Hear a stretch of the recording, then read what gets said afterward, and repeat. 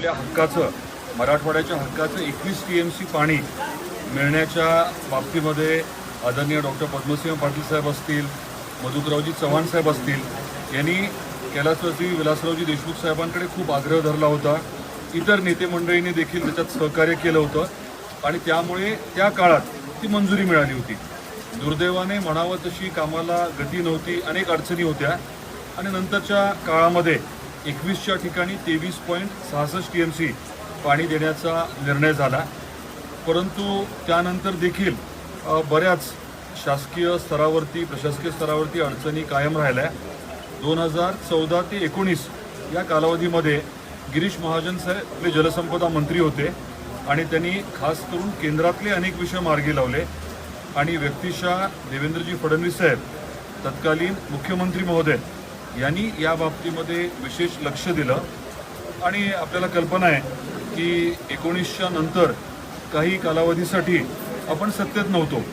त्या दरम्यान काय झालं किंवा काय झालं नाही याबद्दलही मी बोलणार नाही, पण मी एवढंच सांगेन की आदरणीय मुख्यमंत्री देवेंद्रजी फडणवीस साहेबांनी उपमुख्यमंत्री असताना, जलसंपदा मंत्री असताना परत एकदा या विषयाला प्रचंड चालना दिली आणि महायुतीचं सरकार 2022मध्ये आल्यानंतर जे पहिले महत्त्वाचे निर्णय घेतले गेले त्याच्यातला हा 23.66 TMCचा निर्णय होता. त्यातला पहिला भाग म्हणजे 7 TMCचा, त्याचं काम चालू आहे. आपल्याला कल्पना आहे की आता लवकरच पाणी जे आहे ते रामदऱ्यापर्यंत येणार आहे. आज सकाळी मी बोरी गावात गेलो होतो. रामदऱ्यातलं पाणी जे आहे ते उचलून आपण बोरीपर्यंत आणणार आहोत, पंप करून बोरीपर्यंत, आणि बोरीवरनं पुढे ग्रॅव्हिटीने आपल्या उमरग्यातल्या कोलसूर साठवण तलावापर्यंत येणार आहे.